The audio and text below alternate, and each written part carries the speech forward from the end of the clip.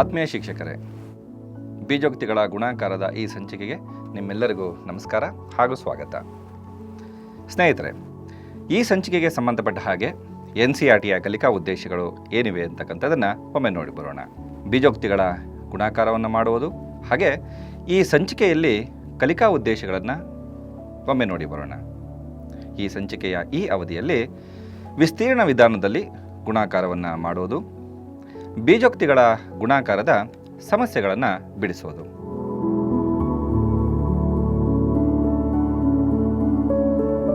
ಹಾಗಾದರೆ ಈ ಒಂದು ಸಂಚಿಕೆಗೆ ಸಂಬಂಧಪಟ್ಟ ಹಾಗೆ ಯಾವೆಲ್ಲ ಕಲಿಕಾ ಸಾಮಗ್ರಿಗಳನ್ನು ನಾವು ಬಳಸ್ತೇವೆ ಅನ್ನೋದನ್ನು ಒಮ್ಮೆ ನೋಡೋಣ. ಮೊದಲನೇದಾಗಿ ಬೀಜಗಣಿತದ ಟೈಲ್ಸ್ಗಳು. ಇದನ್ನು ನೀವೀಗಾಗಲೇ GKA 2.0 ಕಿಟ್ನಲ್ಲಿ ಕೊಟ್ಟಿರೋದನ್ನು ನೋಡಿದ್ದೀರಿ ಹಾಗೂ ಅದನ್ನು ಬಳಸಿ ಕೂಡ ಇರ್ತೀರಿ.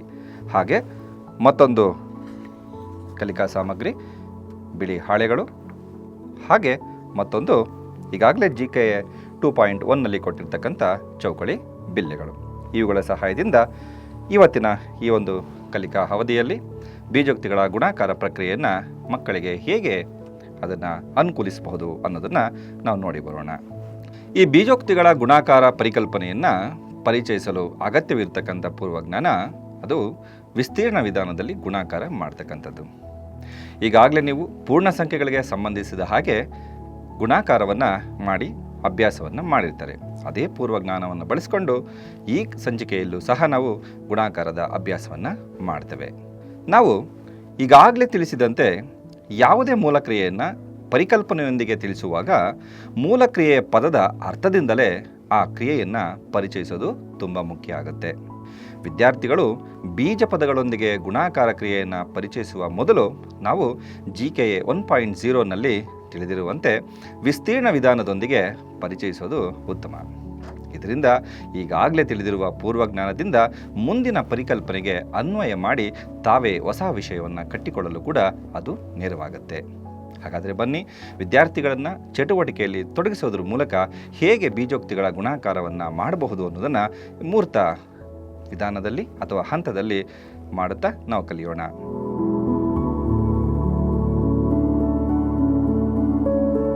ಸ್ನೇಹಿತರೆ, ನಾವು GKA 1.0ನಲ್ಲಿ ತಿಳಿದಿರುವಂತೆ ಎರಡು ಸಂಖ್ಯೆಗಳನ್ನು ಉದ್ದ ಹಾಗೂ ಅಗಲದಂತೆ ಆಯತಾಕಾರದಲ್ಲಿ ಜೋಡಿಸಿದಾಗ ಆ ಸಿಗುವ ವಿಸ್ತೀರ್ಣವೇ ಆ ಎರಡು ಸಂಖ್ಯೆಗಳ ಗುಣಲಬ್ಧವಾಗಿರುತ್ತದೆ ಅನ್ನೋದನ್ನು ಈಗಾಗಲೇ ನಾವು GKA 1.0ನಲ್ಲಿರ್ತಕ್ಕಂಥ ಪೂರ್ಣ ಸಂಖ್ಯೆಗಳ ಗುಣಾಕಾರದಲ್ಲಿ ತಿಳಿದಿದ್ದೇವೆ. ಬನ್ನಿ, ಈಗ ಅದೇ ಒಂದು ಉದಾಹರಣೆಯನ್ನು ನಾವು ಪೂರ್ವಜ್ಞಾನವಾಗಿ ಬಳಸಿಕೊಂಡು ಹೇಗೆ ಈ ಸಂಚಿಕೆಯ ಕಲಿಕೆಯನ್ನು ಮುಂದುವರಿಸ್ಬೋದು ಅನ್ನೋದನ್ನು ಒಮ್ಮೆ ನೋಡೋಣ. ಹಾಗಾಗಿ ನಾನೀಗ ಉದಾಹರಣೆಯಾಗಿ 3 ಮತ್ತು 4 ಚೌಕಳಿ ಬಿಲ್ಲೆಗಳನ್ನು ತೆಗೆದುಕೊಂಡು ಆಯತಾಕಾರದಲ್ಲಿ ಜೋಡಿಸುತ್ತೇನೆ. ನಂತರ ಅದರ ವಿಸ್ತೀರ್ಣವನ್ನು ಹೇಗೆ ಪರಿಗಣಿಸಬೇಕು ಅನ್ನೋದನ್ನು ನೋಡೋಣ. ಅದಕ್ಕಾಗಿ ಈಗ ನಾನು 3 ಹಾಗೂ 4 ಚೌಕಳಿಗಳನ್ನು ಬಳಸ್ತಾ ಇದ್ದೇನೆ. ನಾನು ಆಯತದ 2 ಆಯಾಮಗಳನ್ನು ತೆಗೆದುಕೊಂಡು ಒಂದು ಆಯಾಮದಲ್ಲಿ 3 ಚೌಕಳಿಗಳನ್ನು ತೆಗೆದುಕೊಂಡಿದ್ದೇನೆ. ಹಾಗೆ ಆಯತದ ಮತ್ತೊಂದು ಆಯಾಮವಾಗಿ 4 ಚೌಕಳಿಗಳನ್ನು ತೆಗೆದುಕೊಂಡಿದ್ದೇನೆ.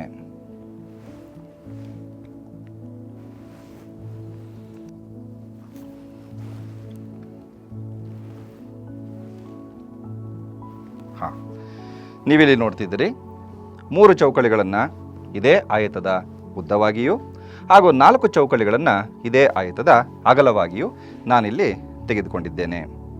ಈಗ ಇದನ್ನೇ ನಾವು ಬೇಕಾದರೆ ಉದ್ದವಾಗಿ 4 ಚೌಕಳಿಗಳು ಹಾಗೂ ಅಗಲವಾಗಿ 3 ಚೌಕಳಿಗಳನ್ನು ಸಹ ತೆಗೆದುಕೊಳ್ಳಲಿಕ್ಕೆ ಸಾಧ್ಯತೆ ಇದೆ.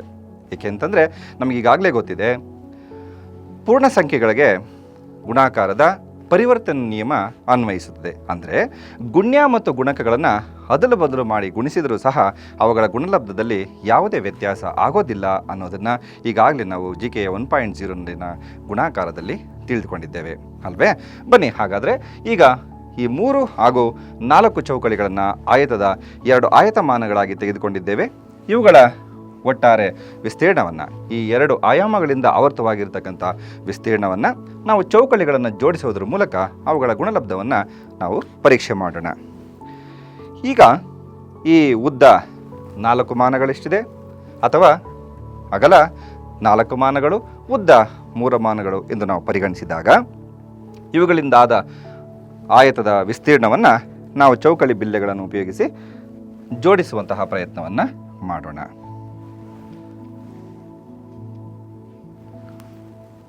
ಇದಕ್ಕೆ ನೀವು ಯಾವುದೇ ಬಣ್ಣದ ಚೌಕಳಿ ಬಿಲ್ಲೆಗಳನ್ನು ಸಹ ಬಳಸಬಹುದಾಗಿದೆ. ಈಗ ನೀವು ನೋಡ್ತಿದ್ರಿ, ಉದ್ದ 3 ಮಾನ ಇದೆ, ಅಗಲ 4 ಮಾನ ಇದೆ, ಅಂದರೆ 4 ಚೌಕಳಿಗಳು. ಇದರ ಅರ್ಥ ಇದನ್ನು ನಾವು ಕಂಬ ಸಾಲು ಮತ್ತು ಇದನ್ನು ಅಡ್ಡ ಸಾಲು ಅಂತ ತೆಗೆದುಕೊಂಡಾಗ ಒಂದು ಸಾಲಿನಲ್ಲಿ 4 ಚೌಕಳಿಗಳಿರುವಂತೆ ಅಥವಾ ಬಿಲ್ಲೆಗಳಿರುವಂತೆ ಆ ಬಿಲ್ಲೆಗಳನ್ನು 3 ಬಾರಿ ಜೋಡಿಸುವುದು, ಅಥವಾ ಒಂದು ಅಡ್ಡ ಸಾಲಿನಲ್ಲಿರ್ತಕ್ಕಂಥ 3 ಚೌಕಳಿಗಳನ್ನು 4 ಬಾರಿ ಜೋಡಿಸುವುದು ಎನ್ನುವ ಅರ್ಥವನ್ನು ಕೊಡುತ್ತೆ. ಹಾಗಾಗಿ ಅದರ ಒಟ್ಟು ವಿಸ್ತೀರ್ಣವು ಇವೆರಡರ ಗುಣಲಬ್ಧಕ್ಕೆ ಸಮನಾಗಿರುತ್ತೆ. ಈಗ ನಾನು ಇದೇ 3 ಚೌಕಳಿಗಳನ್ನು 1 ಬಾರಿ ಜೋಡಿಸಿದ್ದೇನೆ. ಈಗ ಮತ್ತೊಂದು ಬಾರಿ,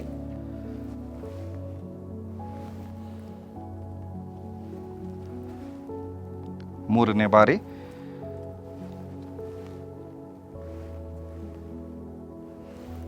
ಕೊನೆಯದಾಗಿ 3 ಚೌಕಳಿ ಬಿಲ್ಲೆಗಳನ್ನು ಅಡ್ಡ ಸಾಲಿನಲ್ಲಿ ಒಮ್ಮೆ ನಾನು ಜೋಡಿಸಿದಾಗ ನೀವಿಲ್ಲಿ ನೋಡುತ್ತಿರುವಂತೆ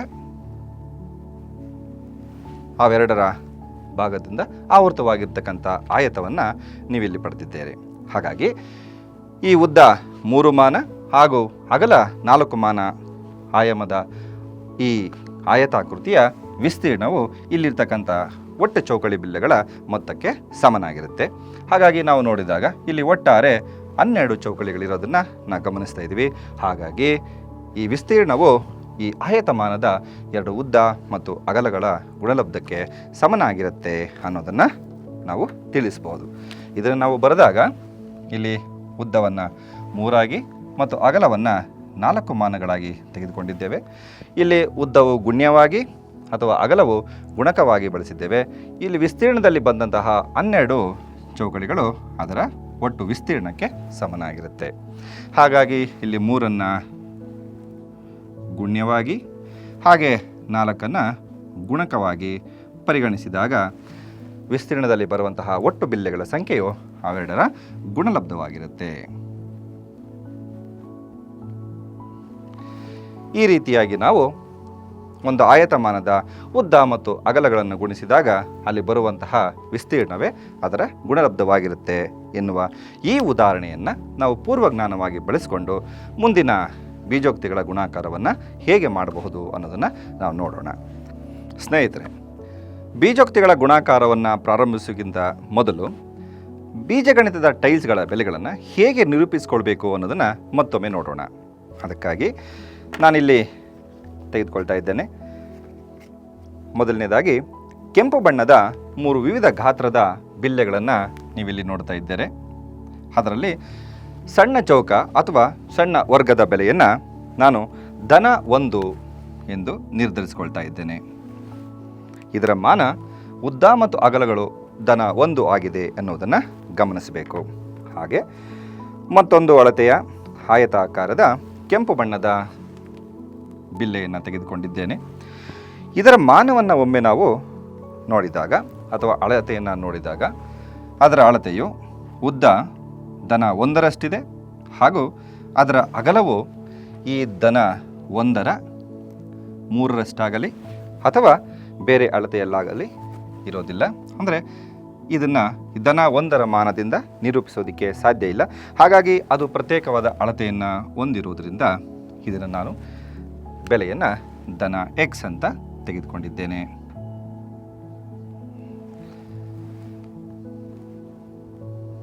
ಹಾಗಾಗಿ ಇಲ್ಲಿ ಉದ್ದವಾಗಿರ್ತಕ್ಕಂಥ ಈ ಎಕ್ಸ್ನ ಬೆಲೆಯು ಧನ 1ರ 3 ಪಟ್ಟು ಇಲ್ಲ ಎನ್ನುವುದನ್ನು ನೀವು ಗಮನದಲ್ಲಿ ಇಡಬೇಕಾಗತ್ತೆ. ಹಾಗೆ ಮತ್ತೊಂದು ಕೆಂಪು ಬಣ್ಣದ ದೊಡ್ಡ ಟೈಲ್ಸನ್ನು ನಾವಿಲ್ಲಿ ತೆಗೆದುಕೊಂಡಿದ್ದೇವೆ. ಅದರ ಅಳತೆಗಳನ್ನು ಒಮ್ಮೆ ಎಕ್ಸ್ನೊಂದಿಗೆ ಹೋಲಿಸಿ ನೋಡೋಣ. ನೀವಿಲ್ಲಿ ನೋಡ್ತಾ ಇದ್ದೀರಿ, ಅದರ ಉದ್ದವು ಎಕ್ಸ್ನಷ್ಟಿದೆ ಹಾಗೂ ಅದರ ಅಗಲವೂ ಸಹ ಎಕ್ಸ್ನಷ್ಟಿದೆ. ಹಾಗಾಗಿ ಇದರ ಬೆಲೆಯನ್ನು ಧನ x² ಆಗಿ ನಾನಿಲ್ಲಿ ತೆಗೆದುಕೊಂಡಿದ್ದೇನೆ. ಧನ x².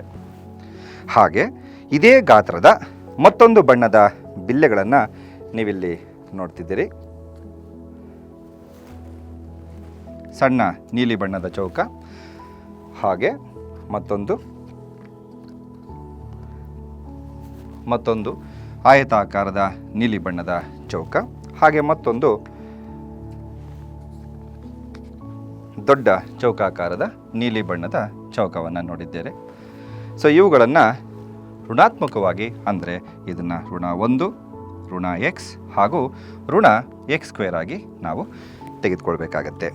ಈ ಪೂರ್ವ ನಿರ್ಧಾರಿತ ಅಂಶಗಳನ್ನು, ಈ ಬೆಲೆಗಳನ್ನು ನಾವು ಗಮನದಲ್ಲಿಟ್ಟು ನಂತರದ ಬೀಜಗಣಿತದ ಗುಣಾಕಾರವನ್ನು ನಾವು ಮಾಡಬೇಕಾಗಿದೆ.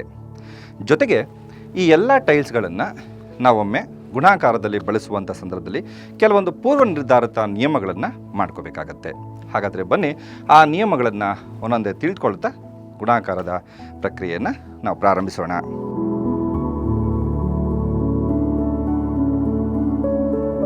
ಸ್ನೇಹಿತರೆ, ಈ ಬೀಜೋಕ್ತಿಗಳ ಗುಣಾಕಾರವನ್ನು ಮಾಡಬೇಕಾದ್ರೆ ಕೆಲವೊಂದು ಪೂರ್ವ ನಿರ್ಧಾರಿತ ನಿಯಮಗಳು ಬಹಳ ಮುಖ್ಯ ಆಗುತ್ತೆ.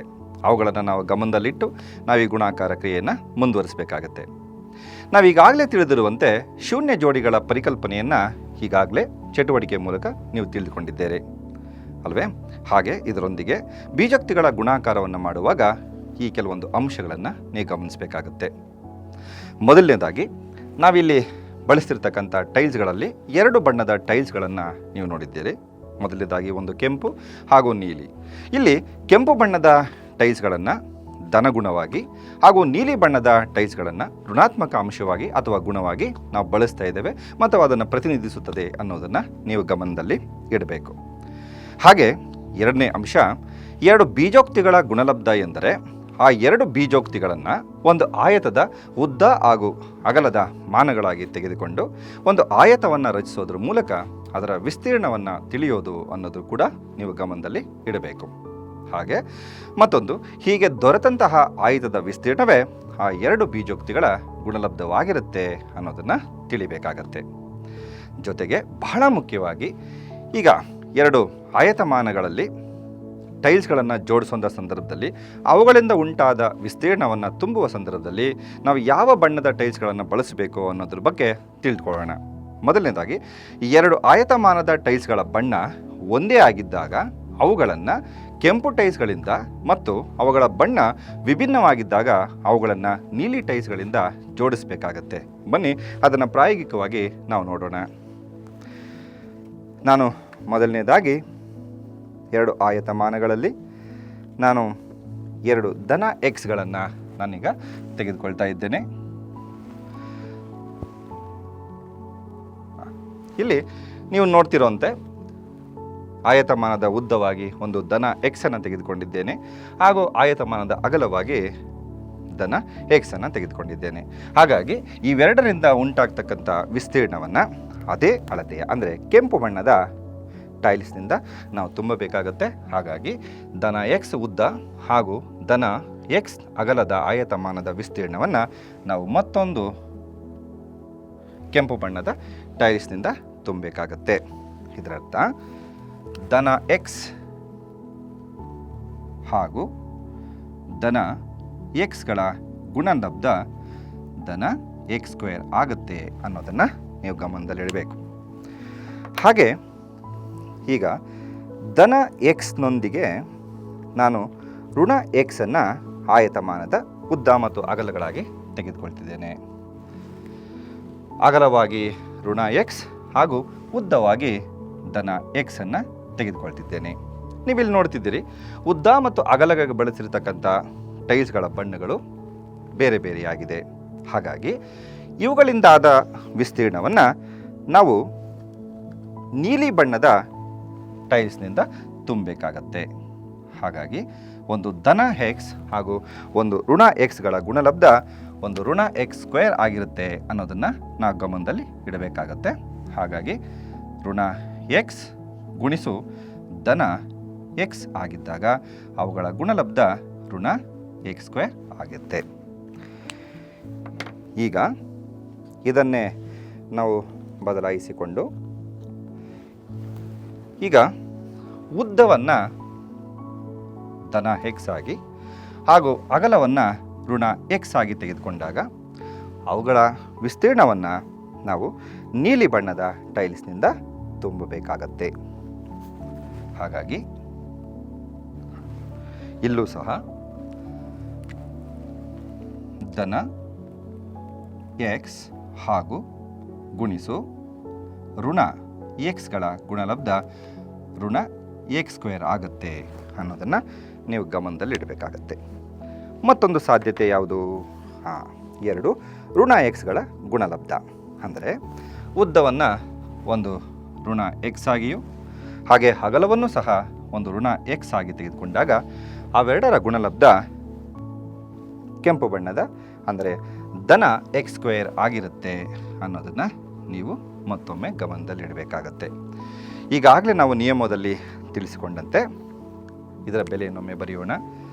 ಇಲ್ಲಿ ಋಣ ಎಕ್ಸ್ ಗುಣಿಸು ಋಣ ಎಕ್ಸ್ಗಳ ಗುಣಲಬ್ಧ ಒಂದು ಧನ ಎಕ್ಸ್ ಸ್ಕ್ವೇರ್ ಆಗಿರುತ್ತೆ ಅನ್ನೋದನ್ನು ನೀವು ಗಮನದಲ್ಲಿಡಬೇಕಾಗತ್ತೆ.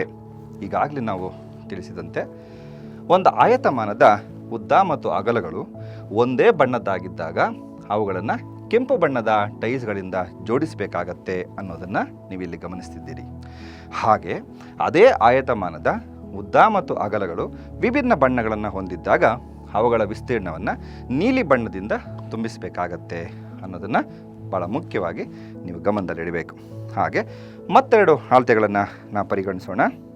ಈಗ ಒಂದು ಎಕ್ಸ್ ಹಾಗೂ ಸ್ಥಿರಾಂಕದ ಗುಣಲಬ್ಧವನ್ನು ಹೇಗೆ ಪ್ರತಿನಿಧಿಸಬೇಕು ಅನ್ನೋದನ್ನು ನೋಡೋಣ. ಇಲ್ಲಿ ನಾನು ಉದ್ದವಾಗಿ ಒಂದು ಧನ ಎಕ್ಸ್ ಅನ್ನು ತೆಗೆದುಕೊಂಡಿದ್ದೇನೆ. ಹಾಗೆ ಅಗಲವಾಗಿ ಮತ್ತೊಂದು ಧನ ಎಕ್ಸ್ ಅನ್ನು ಧನ 1 ಸ್ಥಿರಾಂಕ 1 ತೆಗೆದುಕೊಂಡಿದ್ದೇನೆ. ಹಾಗಾಗಿ ಇವೆರಡರ ಗುಣಲಬ್ಧ ಧನ ಎಕ್ಸ್ ಆಗಿರುತ್ತೆ. ಅಂದರೆ ಆಯಾಮದ ಉದ್ದ ಎಕ್ಸ್ ಆಗಿದ್ದು ಆ ಆಯತದ ಅಗಲ ಧನ 1 ಆಗಿದ್ದಾಗ ಈ ವಿಸ್ತೀರ್ಣವು ಧನ ಎಕ್ಸ್ ಆಗಿರುತ್ತೆ ಅನ್ನೋದನ್ನು ಗಮನದಲ್ಲಿಡಬೇಕು. ಅದನ್ನೊಮ್ಮೆ ಬರೆದಾಗ ಧನ 1 ಗುಣಿಸು ಧನ ಎಕ್ಸ್ಗಳ ಗುಣಲಬ್ಧ ಧನ ಎಕ್ಸ್ ಆಗಿರುತ್ತೆ ಅನ್ನೋದನ್ನು ಗಮನದಲ್ಲಿಡಬೇಕಾಗತ್ತೆ. ಹಾಗೆ ಧನ 1 ಅಗಲವಾಗಿ ಹಾಗೆ ಋಣ ಎಕ್ಸನ್ನು ಉದ್ದವಾಗಿ ಪರಿಗಣಿಸಿದಾಗ ಅವುಗಳ ಗುಣಲಬ್ಧವನ್ನು ಈ ಮೇಲೆ ನೀವು ನೋಡಿದಂತೆ ಅದರ ಆಯತಮಾನದ ಉದ್ದ ಮತ್ತು ಅಗಲಗಳು ವಿಭಿನ್ನ ಬಣ್ಣದಲ್ಲಾಗಿರೋದ್ರಿಂದ ಅದನ್ನು ನೀಲಿ ಬಣ್ಣದ ಎಕ್ಸ್ನಿಂದ ತುಂಬಿಸಬೇಕಾಗತ್ತೆ. ಹಾಗಾಗಿ ಧನ 1 ಹಾಗೂ ಋಣ ಧನ 1 ಗುಣಿಸು ಋಣ ಎಕ್ಸ್ಗಳ ಗುಣಲಬ್ಧ ಋಣ ಎಕ್ಸೇ ಆಗಿರುತ್ತೆ ಅನ್ನೋದನ್ನು ಗಮನದಲ್ಲಿ ಇಡಬೇಕು. ಹಾಗೆ ಮತ್ತೊಂದು ಸಾಧ್ಯತೆ ನೋಡೋಣ. ಈಗ ನಾನು ಋಣ 1 ಅಗಲವಾಗಿ ಹಾಗೆ ಧನ ಎಕ್ಸನ್ನು ಉದ್ದವಾಗಿ ಪರಿಗಣಿಸಿದಾಗ ಅವುಗಳ ವಿಸ್ತೀರ್ಣ ಏನಾಗುತ್ತೆ ಅನ್ನೋದನ್ನು ನೋಡೋಣ. ಇವೆರಡೂ ಕೂಡ ಉದ್ದ ಅಳತೆಗಳು ಬೇರೆ ಬೇರೆ ಬಣ್ಣದ್ದಾಗಿರೋದ್ರಿಂದ ಅವುಗಳ ವಿಸ್ತೀರ್ಣವನ್ನು ನಾವು ನೀಲಿ ಬಣ್ಣದ ಟೈಲ್ಸ್ನಿಂದ ತುಂಬಬೇಕಾಗತ್ತೆ. ಅದು ಋಣ ಎಕ್ಸ್ ಆಗಿರುತ್ತೆ. ಅಂದರೆ ಅಗಲ ಋಣ 1 ಉದ್ದ ಧನ ಎಕ್ಸ್ ಆಗಿದ್ದಾಗ ಅವುಗಳ ವಿಸ್ತೀರ್ಣವು ಋಣ ಎಕ್ಸ್ ಆಗುತ್ತೆ. ಇಲ್ಲಿ ಗುಣಿಸಿದಂಥದ್ದು ಋಣ 1 ಗುಣಿಸು ಧನ ಎಕ್ಸ್ಗಳ ಗುಣಲಬ್ಧ ಋಣ ಎಕ್ಸ್ ಆಗಿರುತ್ತೆ ಅನ್ನೋದನ್ನು ಗಮನದಲ್ಲಿಡಬೇಕು. ಈಗ ಮತ್ತೊಂದು ಸಾಧ್ಯತೆಯನ್ನು ನೋಡೋಣ. ಈಗ ಉದ್ದವಾಗಿ ಅಗಲವಾಗಿ ಋಣ 1 ಹಾಗೆ ಉದ್ದವಾಗಿ ಋಣ ಎಕ್ಸನ್ನು ತೆಗೆದುಕೊಂಡಾಗ ಅವೆರಡರ ಗುಣಲಬ್ಧವನ್ನೊಮ್ಮೆ ನೋಡೋಣ. ಹಾಗಾಗಿ ಇವೆರಡು ಒಂದೇ ಬಣ್ಣದ ಬಿಲ್ಲೆಗಳಾಗಿರೋದ್ರಿಂದ ಈಗಾಗಲೇ ನಾವು ರೂಪಿಸಿಕೊಂಡ ನಿಯಮದ ಪ್ರಕಾರ ಉದ್ದ ಅಗಲಗಳು ಒಂದೇ ಬಣ್ಣದ್ದಾಗಿದ್ದಾಗ ಅವುಗಳನ್ನು ಕೆಂಪು ಬಣ್ಣದ ಟೈಲ್ಸ್ನಿಂದ ಅವುಗಳ ವಿಸ್ತೀರ್ಣವನ್ನು ತುಂಬಿಸಬೇಕಾಗತ್ತೆ. ಹಾಗಾಗಿ ಇಲ್ಲಿ ನಾವು ಗುಣಿಸಿದಂಥದ್ದು ಋಣ 1 ಗುಣಿಸು ಋಣ ಎಕ್ಸ್ಗಳ ಗುಣಲಬ್ಧ ಧನ ಎಕ್ಸ್ ಆಗಿರುತ್ತೆ ಅನ್ನೋದನ್ನು ಗಮನದಲ್ಲಿಡೋಣ. ಈಗ ಇದೇ ರೀತಿ ಮತ್ತೊಂದು ಅಳತೆಗಳನ್ನು ನೋಡೋಣ. ಈಗ ಸ್ಥಿರಾಂಕಗಳ ಗುಣಲಬ್ಧ ಏನಾಗಿರುತ್ತೆ ಅನ್ನೋದು ನೋಡೋಣ. ಅದಕ್ಕಾಗಿ ನಾನು ತೆಗೆದುಕೊಳ್ತಕ್ಕಂಥ ಬಿಲ್ಲೆ ಧನ 1 ಗುಣಿಸು ಧನ 1. ಇಲ್ಲಿ ನೋಡ್ತಿದ್ರಿ ಈ ಆಯತ ಅಂದರೆ ಇವೆರಡರಿಂದ ಉಂಟಾಗಿರ್ತಕ್ಕಂಥ ವಿಸ್ತೀರ್ಣವು ಚೌಕದಂತೆ ಭಾಸವಾಗ್ತಿದೆ. ಈ ಗಮನದಲ್ಲಿಡಿ, ಚೌಕವು ಕೂಡ ಆಯತದ ಒಂದು ವಿಧವಾಗಿರುತ್ತೆ ಅನ್ನೋದು. ಹಾಗಾಗಿ ಚೌಕವೂ ಕೂಡ ಆಯತವೇ. ಆ ರೀತಿಯಾಗಿ ಉದ್ದ ಧನ 1 ಹಾಗೆ ಅಗಲವೂ ಕೂಡ ಧನ 1 ಆಗಿದ್ದಾಗ ಅವುಗಳ ವಿಸ್ತೀರ್ಣ ಧನ 1 ಆಗಿರುತ್ತೆ ಅನ್ನೋದನ್ನು ಗಮನದಲ್ಲಿಡಬೇಕು. ಹಾಗೆ ಉದ್ದ ಧನ 1 ಹಾಗೆ ಅವುಗಳ ಅಗಲ ಋಣ 1 ಆಗಿದ್ದಾಗ ಅವುಗಳ ವಿಸ್ತೀರ್ಣವನ್ನು ನಾವು ಋಣ 1ರಿಂದ ತುಂಬಿಸಬೇಕಾಗತ್ತೆ. ಹಾಗೆ ಮತ್ತೊಂದು ಸಾಧ್ಯತೆಯನ್ನು ನೋಡೋಣ. ಈಗ ಅಗಲವಾಗಿ ಋಣ 1 ನಾನು ತೆಗೆದುಕೊಂಡಿದ್ದೇನೆ, ಉದ್ದವಾಗಿ ಧನ 1 ತೆಗೆದುಕೊಂಡಿದ್ದೇನೆ. ಈಗ ಇವು ಕೂಡ ಬೇರೆ ಬೇರೆ ಬಣ್ಣದ್ದಾಗಿರೋದ್ರಿಂದ ಇವುಗಳ ವಿಸ್ತೀರ್ಣವನ್ನು ಸಹ ನಾವು ಋಣ 1ರಿಂದ ತುಂಬಿಸಬೇಕಾಗತ್ತೆ.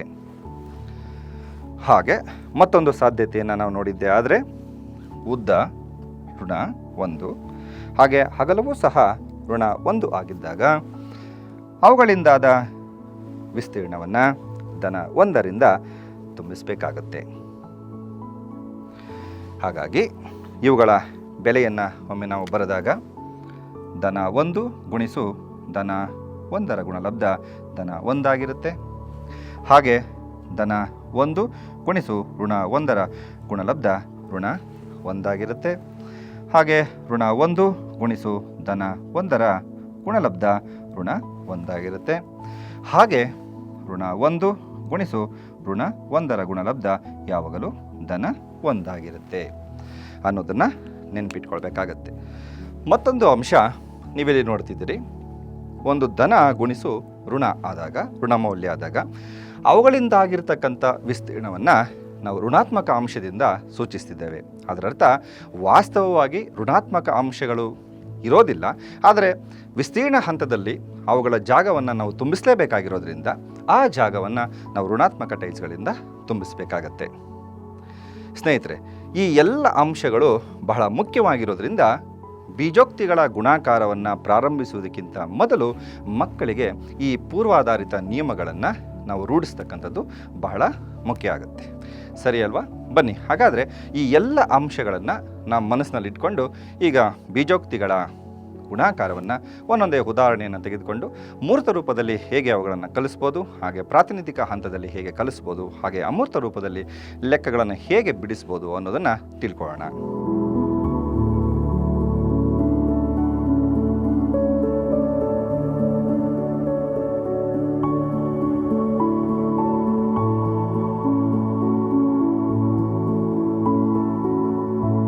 ಸ್ನೇಹಿತರೆ, ಈಗ ಬೀಜೋಕ್ತಿಗಳ ಗುಣಾಕಾರವನ್ನು ಮೂರ್ತ ರೂಪದಲ್ಲಿ ಹೇಗೆ ಮಾಡೋದು ಎನ್ನುವುದನ್ನು ಉದಾಹರಣೆಯೊಂದಿಗೆ ನೋಡೋಣ.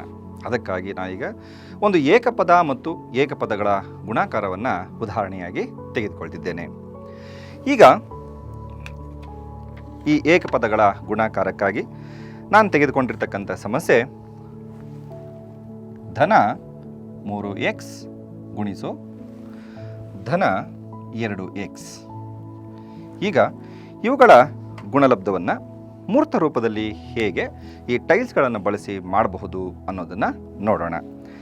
ಈಗಾಗಲೇ ನಾವು ಚರ್ಚಿಸಿರುವಂತೆ ಒಂದು ಗುಣಾಕಾರ ಕ್ರಿಯೆಯನ್ನು ಮಾಡುವಾಗ ಇರ್ತಕ್ಕಂಥ ಗುಣ್ಯ ಮತ್ತು ಗುಣಕಗಳನ್ನು ಆಯತದ ಉದ್ದ ಹಾಗೂ ಅಗಲವಾಗಿ ತೆಗೆದುಕೊಂಡು ನಂತರ ಅವುಗಳ ವಿಸ್ತೀರ್ಣವನ್ನು ಬಿಲ್ಲೆಗಳಿಂದ ಜೋಡಿಸೋದ್ರ ಮೂಲಕ ಕಂಡುಹಿಡಿಯುವುದು ಅನ್ನೋದನ್ನು ನಾವೀಗಾಗಲೇ ತಿಳ್ಕೊಂಡಿದ್ದೇವೆ. ಬನ್ನಿ ಈಗ ಮೊದಲನೇದಾಗಿ ನಾವು 3x ಉದ್ದವಾಗಿ ತೆಗೆದುಕೊಳ್ಳೋಣ, ಅಥವಾ ಆಯತದ ಉದ್ದ ಅಥವಾ ಅಗಲಗಳಲ್ಲಿ ಯಾವುದಾದರೂ ಒಂದು ಮಾನವಾಗಿ ಪರಿಗಣಿಸೋಣ. ಹಾಗಾಗಿ ನಾನೀಗ ಉದ್ದವಾಗಿ 3x ಪರಿಗಣಿಸ್ತಾ ಇದ್ದೇನೆ. ಹಾಗಾಗಿ x ನ 3 ಬಿಲ್ಲೆಗಳನ್ನು ಆ ಆಯತದ ಉದ್ದವಾಗಿ ನಾನು ತೆಗೆದುಕೊಳ್ತಾ ಇದ್ದೇನೆ.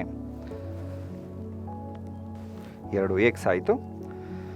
ಹಾಗೆ ಇನ್ನೊಂದು x ತೆಗೆದುಕೊಂಡಾಗ ಇದರ ಬೆಲೆಯು ಒಟ್ಟು 3x ಪ್ರತಿನಿಧಿಸುತ್ತೆ. ಅದರಲ್ಲೂ ಧನ 3x ಪ್ರತಿನಿಧಿಸುತ್ತೆ. ಹಾಗೆ ಮತ್ತೊಂದು ಆಯತದ ಮಾನವಾಗಿ ಅಂದರೆ ಅಗಲವಾಗಿ ಈಗ 2x ಅನ್ನು, ಅದರಲ್ಲೂ ಧನ 2x ಅನ್ನು ನಾವೀಗ ತೆಗೆದುಕೊಳ್ಬೇಕಾಗಿದೆ. ಹಾಗಾಗಿ ಆಯತದ ಅಗಲವಾಗಿ ಕೆಂಪು ಬಣ್ಣದ 2xಗಳನ್ನು ಅದರ ಅಗಲವಾಗಿ ನಾನು ತೆಗೆದುಕೊಳ್ತಿದ್ದೇನೆ. ಈಗ ಇದನ್ನೇ ಬೇಕಾದರೆ ನೀವು ಈ ಗುಣ್ಯ ಮತ್ತು ಗುಣಕಗಳನ್ನು 3x ಅನ್ನು ಇಲ್ಲಿ ಉದ್ದವಾಗಿ ಹಾಗೆ 2x ಅನ್ನು ಅಗಲವಾಗಿ ತೆಗೆದುಕೊಂಡಿದ್ದೇವೆ. ಇದನ್ನು ಇನ್ನೊಂದು ರೀತಿಯಲ್ಲಿ ಉದ್ದವಾಗಿ ನಾವು 2x ಅನ್ನು ಹಾಗೆ ಅಗಲವಾಗಿ 3x ಅನ್ನು ಕೂಡ ತೆಗೆದುಕೊಳ್ಬೋದಾಗಿದೆ. ಏಕೆ ಅಂತಂದರೆ ನಮಗೆ ಗೊತ್ತಿದೆ ಗುಣಾಕಾರದ ಪರಿವರ್ತನೀಯ ನಿಯಮ ಅಂದರೆ ಗುಣ್ಯ ಮತ್ತು ಗುಣಕಗಳನ್ನು ಅದರ ಬದಲು ಮಾಡಿ ಗುಣಿಸಿದರೂ ಸಹ ಅವುಗಳ ಗುಣಲಬ್ಧದಲ್ಲಿ ಯಾವುದೇ ವ್ಯತ್ಯಾಸ ಆಗೋದಿಲ್ಲ. ಹಾಗಾಗಿ ಇಲ್ಲಿರ್ತಕ್ಕಂಥ 3x ಹಾಗೂ 2xಗಳನ್ನು ಉದ್ದ ಮತ್ತು ಅಗಲವಾಗಿ ನಾವು ಬದಲಾಯಿಸಬೇಕಾದರೂ ತೆಗೆದುಕೊಳ್ಳಲಿಕ್ಕೆ ಸಾಧ್ಯತೆ ಇದೆ. ಬನ್ನಿ ಹಾಗಾದರೆ ಈಗ ನಾವಿಲ್ಲಿ 3x ಅನ್ನು ಉದ್ದವಾಗಿ ಹಾಗೆ 2x ಅನ್ನು ಅಗಲವಾಗಿ ತೆಗೆದುಕೊಂಡಿದ್ದೇವೆ. ಇವುಗಳಿಂದಾದಂತಹ ಒಂದು ಆಯತವನ್ನು ಸೂಕ್ತವಾದ ಟೈಲ್ಸ್ಗಳನ್ನು ಜೋಡಿಸೋದ್ರ ಮೂಲಕ ಅದರ ವಿಸ್ತೀರ್ಣವನ್ನು ಕಂಡುಹಿಡಿಯೋಣ. ಸ್ನೇಹಿತರೆ, ಈಗಾಗಲೇ ನಾವು ಪೂರ್ವ ನಿರ್ಧಾರಿತ ನಿಯಮಗಳಲ್ಲಿ ಯಾವ 2 ಬಣ್ಣದ ಟೈಲ್ಸ್ಗಳ ವಿಸ್ತೀರ್ಣವನ್ನು ಯಾವ ಬಣ್ಣದಿಂದ ಜೋಡಿಸಬೇಕು ಅಥವಾ ತುಂಬಬೇಕು ಅನ್ನೋದನ್ನು ನೋಡಿದ್ದೇವೆ. ಈಗ ಮೊದಲನೇದಾಗಿ ಇಲ್ಲಿ x ಇದೆ, ಹಾಗಾಗಿ ಇಲ್ಲೊಂದು x ಇದೆ. ಅಂದರೆ ಧನ x ಹಾಗೂ ಧನ xಗಳ ಗುಣಲಬ್ಧವನ್ನು ಯಾವ ವಿಸ್ತೀರ್ಣದ ಟೈಲ್ಸ್ನಿಂದ ತುಂಬಬೇಕಾಗಿದೆ? ವೆರಿ ಗುಡ್, ಅದನ್ನು ಕೆಂಪು ಬಣ್ಣದ x² ಟೈಲ್ನಿಂದ ತುಂಬಿಸಬೇಕಾಗಿದೆ. ಹಾಂ, ನೋಡಿ ಇಲ್ಲಿ ಉದ್ದ x ನಷ್ಟು ಅಗಲ x ನಷ್ಟು ಇರತಕ್ಕಂಥ ಜೋಡಿ ಅಥವಾ ಆ ಟೈಲ್ಸ್ ಯಾವುದು ಅಂತಂದರೆ ಅದು ಧನ x². ಹಾಗೆ ಈಗ ಈ x ನಿಂದ ಈ x-ಅನ್ನು ನಾವು ಗುಣಿಸ್ತಾ ಇದ್ದೇವೆ. ಅಂದರೆ ಇವೆರಡರಿಂದ ಆವೃತವಾಗಿರ್ತಕ್ಕಂಥ ಆ ವಿಸ್ತೀರ್ಣವನ್ನು ತುಂಬಿಸ್ಬೇಕಾದಾಗ ನಮಗೆ ಗೊತ್ತಿದೆ ಧನ x ಹಾಗೂ ಮತ್ತೊಂದು ಧನ x-ನಿಂದ ಆವೃತವಾಗ್ತಕ್ಕಂಥ ಅದರ ವಿಸ್ತೀರ್ಣವನ್ನು ಮತ್ತೊಂದು ಧನ x² ಟೈಲ್ಸ್ನಿಂದ ಜೋಡಿಸಬೇಕಾಗಿದೆ. ಹಾಗಾಗಿ ಈ x ಹಾಗೂ ಈ xಗಳ ಗುಣಲಬ್ಧ ಒಂದು ಧನ x² ಆಗುತ್ತೆ. ಹಾಗೆ ಮತ್ತೊಂದು ಇಲ್ಲಿ x ಇದೆ, ಈ x-ಅನ್ನು ಮತ್ತೊಂದು x-ನಿಂದ ಗುಣಿಸಿದಾಗ ಅವೆರಡನ್ನು ಉದ್ದ ಅಗಲ ಆಯಾಮಗಳಾಗಿ ಹೊಂದಿರತಕ್ಕಂಥ ಮತ್ತೊಂದು ಟೈಲ್ಸ್ ಅಂದರೆ ಅದು ಧನ x². ಹಾಗಾಗಿ ಆ ಜಾಗವನ್ನು ಧನ x²ನಿಂದ ಅಂದರೆ ಉದ್ದ x ಆಗಿ ಹಾಗೆ ಅಗಲವೂ ಕೂಡ x ಆಗಿರ್ತಕ್ಕಂಥ ಟೈಲ್ಸ್ ಅಂತಂದರೆ ಅದು ಧನ x². ಈಗ ಈ ಭಾಗದ ವಿಸ್ತೀರ್ಣವನ್ನು ನಾವು ಮತ್ತಷ್ಟು ಟೈಲ್ಸ್ಗಳಿಂದ ತುಂಬೋಣ. ಈ ವಿಸ್ತೀರ್ಣವು ಈ ಧನ x ಹಾಗೂ ಈ ಧನ xಗಳ ಗುಣಲಬ್ಧವಾಗಿದೆ.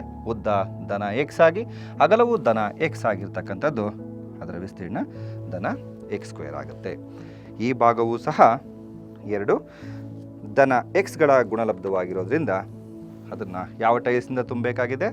ವೆರಿ ಗುಡ್, ಅದನ್ನು ಕೂಡ ಕೆಂಪು ಬಣ್ಣದ ಧನ x² ಟೈಲ್ಸ್ನಿಂದ ತುಂಬಿಸಬೇಕಾಗಿದೆ.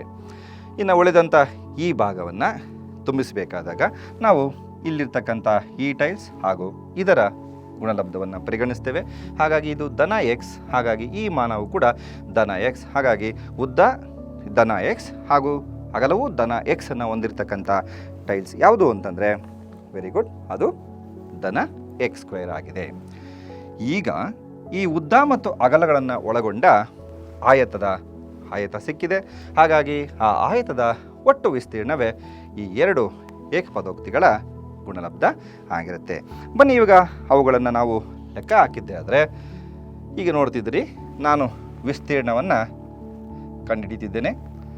ಉದ್ದವನ್ನು ಪಕ್ಕಕ್ಕೆ ಸರಿಸ್ತಾ ಇದ್ದೇನೆ, ಅಗಲವನ್ನು ಪಕ್ಕಕ್ಕೆ ಸರಿಸಿದ್ರೆ ನಮಗೆ ಸಿಗ್ತಕ್ಕಂಥ ಈ ಭಾಗವು ಈ 2 ಟೈಲ್ಸ್ಗಳ ಅಥವಾ ಈ 2 ಏಕಪದೋಕ್ತಿಗಳ ಗುಣಲಬ್ಧವಾಗಿದೆ. ಈ ವಿಸ್ತೀರ್ಣದಲ್ಲಿರ್ತಕ್ಕಂಥ ಟೈಲ್ಸ್ಗಳ ಮೊತ್ತವನ್ನು ನಾವು ನೋಡೋಣ. ಇದು ಧನ x², ಧನ x², ಧನ x², ಧನ x², ಧನ x². ಹಾಗಾಗಿ ಧನ x²ನ 6 ಬಿಲ್ಲೆಗಳಿರೋದ್ರಿಂದ ಅವುಗಳ ಒಟ್ಟು ಮೊತ್ತ ಧನ 6x² ಆಗಿದೆ. ಹಾಗಾಗಿ ಧನ 3x ಮತ್ತು ಧನ 2xಗಳ ಗುಣಲಬ್ಧ ಧನ 6x²ಗೆ ಸಮನಾಗಿದೆ ಅನ್ನೋದನ್ನು ನಾವು ತಿಳಿದುಕೊಳ್ಳಬಹುದಾಗಿದೆ.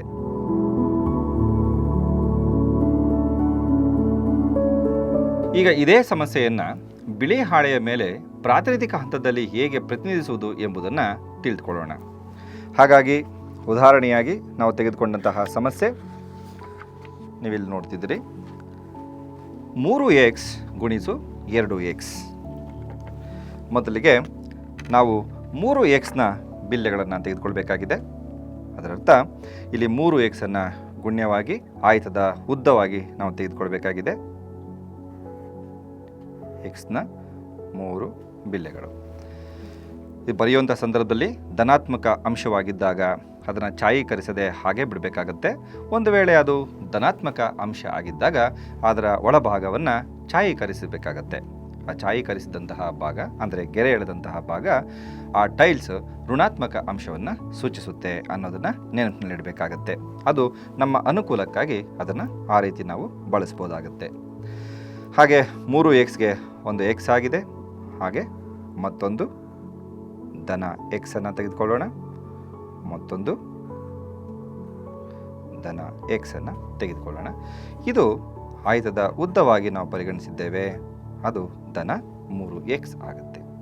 ಹಾಗೆ ಆಯತದ ಅಗಲವಾಗಿ ಗುಣ್ಯವನ್ನು ಅಂದರೆ 2xನ್ನು ಧನ 2xನ್ನು ಆಯತದ ಅಗಲವಾಗಿ ನಾವು ತೆಗೆದುಕೊಳ್ಳೋಣ.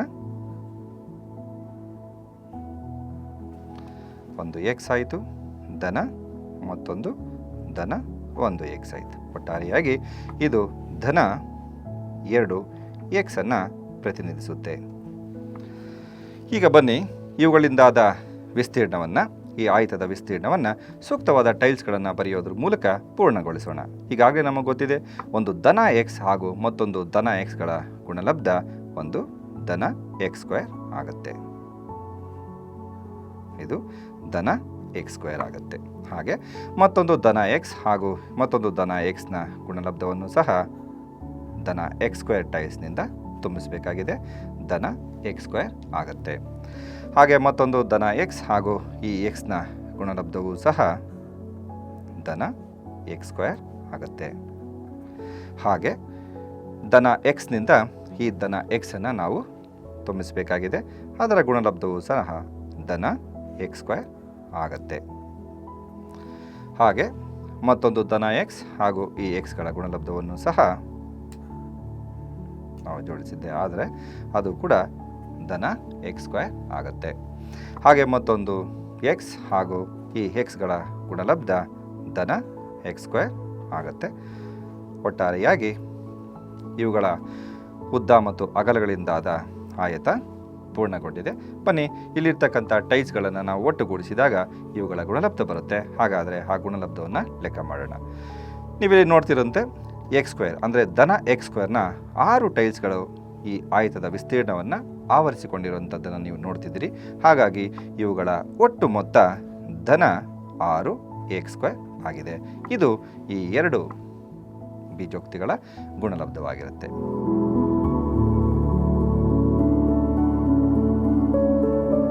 ಹಾಗಾದರೆ ಇದೇ ಸಮಸ್ಯೆಯನ್ನು ಅಮೂರ್ತ ಹಂತದಲ್ಲಿ ಹೇಗೆ ಮಾಡಬಹುದು ಅನ್ನೋದನ್ನು ನಾವು ನೋಡೋಣ. ಧನ 3x ಗುಣಿಸು ಧನ 2x.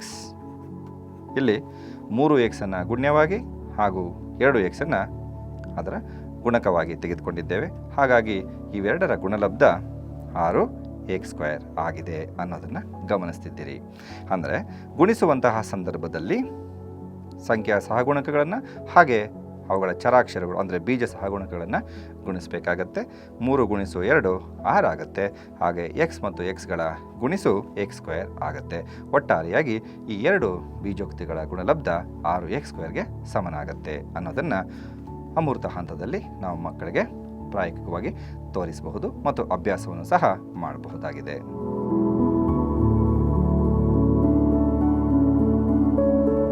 ಬನ್ನಿ ಈಗ ಒಂದು ಏಕಪದದಿಂದ ಮತ್ತೊಂದು ದ್ವಿಪದೋಕ್ತಿಯನ್ನು ಹೇಗೆ ಗುಣಿಸಬೇಕು ಅನ್ನೋದನ್ನು ಮೂರ್ತ ರೂಪದಲ್ಲಿ ನಾವು ತಿಳ್ಕೊಳ್ತಕ್ಕಂಥ ಪ್ರಯತ್ನವನ್ನು ಮಾಡೋಣ.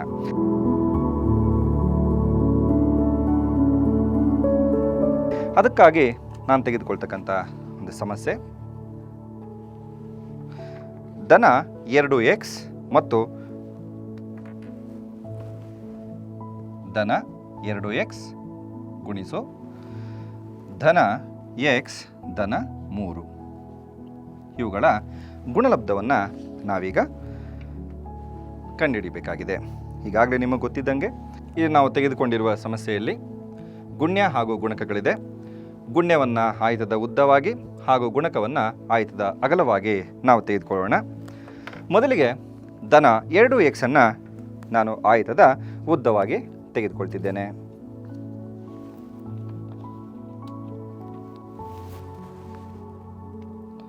ಧನ 2x ಅನ್ನು ಉದ್ದವಾಗಿ ತೆಗೆದುಕೊಂಡಿದ್ದೇನೆ.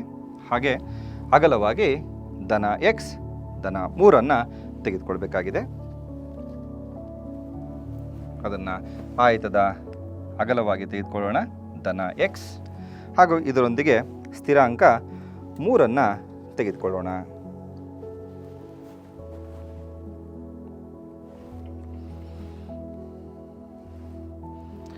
ಈಗ ಇವೆರಡರಿಂದ ಆವೃತವಾಗ್ತಕ್ಕಂಥ ಆಯತದ ವಿಸ್ತೀರ್ಣವನ್ನು ಸೂಕ್ತವಾದ ಟೈಲ್ಸ್ಗಳಿಂದ ಜೋಡಿಸೋದ್ರ ಮೂಲಕ ಇವುಗಳ ಗುಣಲಬ್ಧವನ್ನು ಕಂಡುಹಿಡಿಯೋಣ. ಸ್ನೇಹಿತರೆ, ಈಗಾಗಲೇ ನಿಮಗೆ ಪೂರ್ವ ನಿರ್ಧಾರಿತ ನಿಯಮಗಳಲ್ಲಿ ಯಾವ ಬಣ್ಣದ ಟೈಲ್ಸ್ಗಳ ಗುಣಲಬ್ಧವನ್ನು ಯಾವುದರಿಂದ ತುಂಬಿಸಬೇಕು ಅನ್ನೋದನ್ನು ಈಗಾಗಲೇ ಪರಿಚಯ ಮಾಡಿಕೊಂಡಿದ್ದೇವೆ. ಹಾಗಾಗಿ ಧನ x ಹಾಗೂ ಧನ x ಅನ್ನು 2 ಆಯಾಮವನ್ನು ಹೊಂದಿರತಕ್ಕಂಥ ಟೈಲ್ಸನ್ನು ನಾವು ತುಂಬಿ ನೋಡಿದ್ದೆ. ಆದರೆ ಯಾವುದನ್ನು ತುಂಬಿಸ್ಬೋದು? ವೆರಿ ಗುಡ್, ಅದು ಧನ x² ಆಗಿರುತ್ತೆ. ಹಾಗೆ ಧನ x ಹಾಗೂ ಈ ಧನ xಗಳ ಗುಣಲಬ್ಧವನ್ನು ತುಂಬಿಸಬೇಕಾದಾಗೂ ಸಹ ನಾವು ಧನ x² ಅನ್ನು ಬಳಸಿ ಅದರ ವಿಸ್ತೀರ್ಣದಲ್ಲಿ ನಾವು ಜೋಡಿಸಬೇಕಾಗಿದೆ. ಈಗಲೇ ನೋಡೋಣ. ಇಲ್ಲಿ ಧನ 1 ಹಾಗೂ ಅಗಲ ಧನ 1 ಆಗಿದೆ. ಉದ್ದ ಧನ x ಆಗಿದ್ದಾಗ ಇವುಗಳಿಂದ ಆವೃತವಾಗಿರ್ತಕ್ಕಂಥ ಈ ವಿಸ್ತೀರ್ಣವನ್ನು ಯಾವುದರಿಂದ ತುಂಬಿಸಬೇಕಾಗಿದೆ? ವೆರಿ ಗುಡ್, ಅದು ಕೂಡ ಧನ x ನಿಂದ ತುಂಬಿಸಬೇಕಾಗಿದೆ. ಈ ಧನ x ನ ಆಯಾಮ ನೀವು ನೋಡ್ತಿದ್ರಿ. ಅಗಲವು ಧನ 1 ಆಗಿದೆ, ಹಾಗೆ ಉದ್ದ ಧನ x ನಾಗಿದೆ. ಹಾಗಾಗಿ ಇವೆರಡರ ಗುಣಲಬ್ಧದ ಜಾಗದಲ್ಲಿ ನಾವು ಧನ x ಅನ್ನು ಜೋಡಿಸಬೇಕಾಗಿದೆ. ಹಾಗೆ ಮತ್ತೊಮ್ಮೆ ಉದ್ದ ಧನ x ಅಗಲ ಧನ 1 ಆಗಿದ್ದಾಗ ಅದನ್ನು ಸಹ ಒಂದು ಕೆಂಪು ಬಣ್ಣದ ಧನ x ನಿಂದ ತುಂಬಿಸಬೇಕಾಗಿದೆ. ಹಾಗೆ ಇವೆಲ್ಲವನ್ನೂ ಸಹ ಧನ x ನಿಂದಲೇ ತುಂಬಿಸಬೇಕಾಗಿದೆ. ಕಾರಣ ಧನ 1 ಹಾಗೂ xಗಳ ಗುಣಲಬ್ಧ ಧನ x ಆಗಿರುತ್ತೆ. ಹಾಗೆ ಇಲ್ಲೂ ಸಹ ಧನ x ಉದ್ದ ಹಾಗೂ ಅಗಲ ಧನ 1ರ ಗುಣಲಬ್ಧ ಧನ x ಆಗಿರುತ್ತೆ. ಅದೇ ರೀತಿ ಇಲ್ಲೂ ಸಹ ನಾವು 2 ಧನ xಗಳಿಂದ ತುಂಬಿಸಬೇಕಾಗಿದೆ. ಹಾಗಾಗಿ ಉದ್ದ ಆಯತಮಾನದ ಉದ್ದ x ಹಾಗೆ ಅಗಲ ಧನ 1 ಆಗಿದ್ದಾಗ ಅವುಗಳ ವಿಸ್ತೀರ್ಣವನ್ನು ಧನ x ನಿಂದ, ಹಾಗೆ ಉದ್ದ x ಇದೆ, ಅಗಲ ಧನ 1 ಆಗಿದ್ದಾಗ ಇವುಗಳ ಜಾಗವನ್ನು ಧನ x ನಿಂದ ತುಂಬಿಸಬೇಕಾಗಿದೆ. ಈಗ ನಮಗೆ ಬೇಕಾಗಿರ್ತಕ್ಕಂಥ ಆಯತದ ರಚನೆಯಾಗಿದೆ. ಆ ಆಯತದ ಒಳಗಡೆ ಇರ್ತಕ್ಕಂಥ ಪ್ರತಿಯೊಂದು ಬಿಲ್ಲೆಯ ವಿಸ್ತೀರ್ಣವನ್ನು ಅಥವಾ ಬೆಲೆಯನ್ನು ನಾವು ಕೂಡಿದಾಗ ಅಥವಾ ಸೇರಿಸಿದಾಗ ಇದರ ಒಟ್ಟು ವಿಸ್ತೀರ್ಣ ಬರುತ್ತೆ. ಬನ್ನಿ ಹಾಗಾದರೆ ಅದರ ವಿಸ್ತೀರ್ಣವನ್ನು ನಾವು ಲೆಕ್ಕ ಹಾಕೋಣ. ನೀವಿಲ್ಲಿ ನೋಡ್ತಾ ಇದ್ರಿ x² ಅಳತೆಯ 2 ಬಿಲ್ಲೆಗಳಿದೆ. ಹಾಗಾಗಿ ಇದರ ಮೊತ್ತ ಧನ 2x² ಆಗುತ್ತೆ. ಹಾಗೆ ಇಲ್ಲಿ ನೋಡ್ತಿದ್ರಿ ಕೆಂಪು ಬಣ್ಣದ ಧನ x ನ 6 ಬಿಲ್ಲೆಗಳಿದೆ. ಹಾಗಾಗಿ ಅವುಗಳ ಒಟ್ಟು ಮೊತ್ತ ಧನ 6x ಆಗಿದೆ. ಹಾಗಾಗಿ ಧನ 2x ಗುಣಿಸು ಧನ x ಧನ 3ರ ಗುಣಲಬ್ಧ ಧನ 2x² ಧನ 6xಗೆ ಸಮನಾಗುತ್ತೆ ಅನ್ನೋದನ್ನು ಮಕ್ಕಳಿಗೆ ತೋರಿಸಬಹುದಾಗಿದೆ.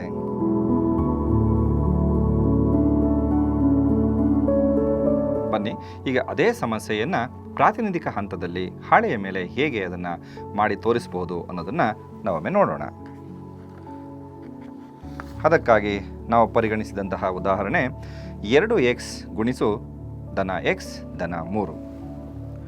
ಹಾಗಾಗಿ ಇಲ್ಲಿ 2x ಅನ್ನು ಆಯತದ ಉದ್ದವಾಗಿ ನಾನು ತೆಗೆದುಕೊಳ್ತಾ ಇದ್ದೇನೆ. ಧನ x ಹಾಗೂ ಮತ್ತೊಂದು ಧನ x. ಇದು ಆಯತದ ಉದ್ದವಾಗಿರುತ್ತೆ. ಹಾಗಾಗಿ ಇದರ ಬೆಲೆ ಧನ 2x ಆಗಿರುತ್ತೆ.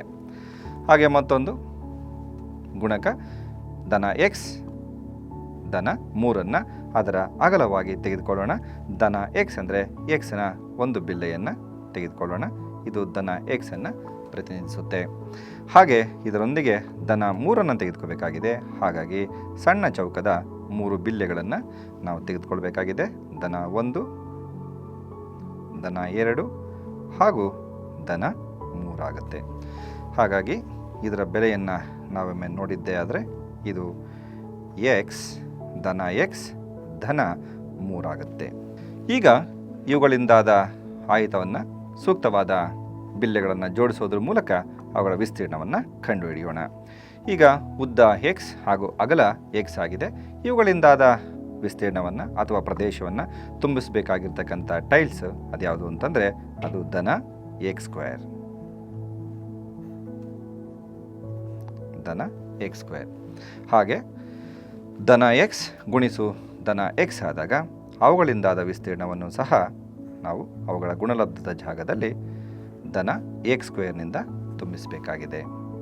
ಇಲ್ಲಿ ಧನ ಎಕ್ಸ್ ಗುಣಿಸು ಧನ ಎಕ್ಸ್ ಅಂತಂದಾಗ ಅವುಗಳಿಂದಾದ ಗುಣಲಬ್ಧವನ್ನು ಧನ x²ನಿಂದ ತುಂಬಿಸಬೇಕಾಗಿದೆ. ಈಗ ಇದೇ ಧನ ಎಕ್ಸ್ನಿಂದ ಧನ 1 ಗುಣಿಸಿದಾಗ ಅದರ ಗುಣಲಬ್ಧ ಒಂದು ಧನ ಎಕ್ಸ್ಗೆ ಸಮನಾಗುತ್ತೆ. ಧನ ಎಕ್ಸ್. ಹಾಗೆ ಧನ ಎಕ್ಸ್ನಿಂದ ಧನ 1 ಗುಣಿಸಿದಾಗ ಅವುಗಳ ಗುಣಲಬ್ಧವೂ ಸಹ ಒಂದು ಧನ ಎಕ್ಸ್ಗೆ ಸಮನಾಗುತ್ತೆ. ಹಾಗೆ ಇದೇ ಎಕ್ಸ್ನಿಂದ ಇವುಗಳನ್ನು ಗುಣಿಸಿದಾಗ ಅವೆಲ್ಲವೂ ಸಹ ಧನ ಎಕ್ಸ್ನಿಂದ ಆವರಿಸಿಕೊಳ್ಳುತ್ತೆ.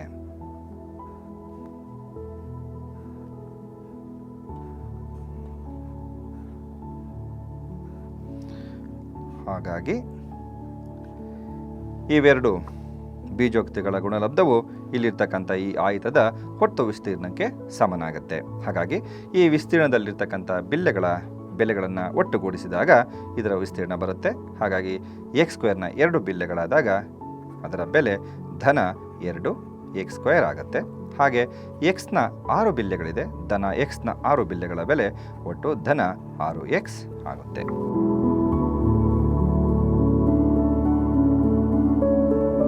ಇದೇ ಸಮಸ್ಯೆಯನ್ನು ಅಮೂರ್ತ ಹಂತದಲ್ಲಿ ಬಿಡಿಸಿದಾಗ ಒಮ್ಮೆ ನಾವು ನೋಡೋಣ. ಮೊದಲನೇದಾಗಿ ಧನ 2x ಗುಣಿಸು ಧನ ಎಕ್ಸ್ ಧನ 3. ಮೇಲಿನ ಪ್ರಾತಿನಿಧಿಕ ಹಂತದೊಂದಿಗೆ ಹೋಲಿಕೆ ಮಾಡುತ್ತಾ ಇದರ ಗುಣಾಕಾರವನ್ನೇ ಮಾಡಿದ್ದೆ. ಅಂದರೆ ಧನ 2xನಿಂದ ಎಕ್ಸನ್ನು ಒಮ್ಮೆ ಗುಣಿಸಬೇಕಾಗತ್ತೆ. ಹಾಗೆ ಧನ 2xನಿಂದ ಧನ 3 ಮತ್ತೊಮ್ಮೆ ಗುಣಿಸಬೇಕಾಗತ್ತೆ. ಈಗ ಅದನ್ನು ನಾವು ಈ ಪ್ರಾತಿನಿಧಿಕ ಹಂತದೊಂದಿಗೆ ಹೋಲಿಕೆ ಮಾಡುತ್ತಾ ಅದರ ಗುಣಲಬ್ಧವನ್ನು ಬರೆಯೋಣ. ಧನ 2xನಿಂದ ಈ ಎಕ್ಸನ್ನು ಗುಣಿಸಿದಾಗ ಅವೆರಡರ ಮೊತ್ತ ಧನ ಅಥವಾ ಅವೆರಡರ ಗುಣಲಬ್ಧ ಧನ 2x² ಆಗುತ್ತೆ ಅನ್ನೋದನ್ನು ನೀವಿಲ್ಲಿ ನೋಡಿದ್ದೀರಿ. ಹಾಗೆ ಈ ಧನ 2xನಿಂದ ಧನ 3 ಗುಣಿಸಿದಾಗ ಅವೆಲ್ಲದರ ಒಟ್ಟು ಗುಣಲಬ್ಧ ಧನ 6x ಆಗುತ್ತೆ.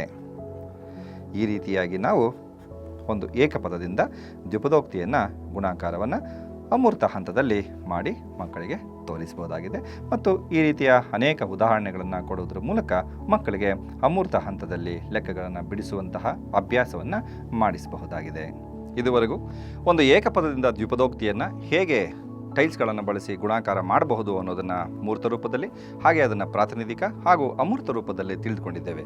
ಬನ್ನಿ ಈಗ ಒಂದು ದ್ವಿಪದೋಕ್ತಿಯಿಂದ ಮತ್ತೊಂದು ದ್ವಿಪದೋಕ್ತಿಯನ್ನು ಹೇಗೆ ಗುಣಿಸಬೇಕು ಅನ್ನೋದನ್ನು ಮೂರ್ತ ವಿಧಾನದಲ್ಲಿ ನಾವು ತೆಗೆದುಕೊಳ್ಳೋಣ.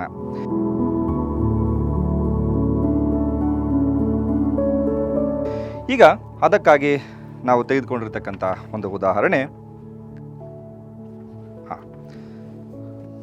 ಧನ ಎಕ್ಸ್ ಋಣ 1 ಗುಣಿಸು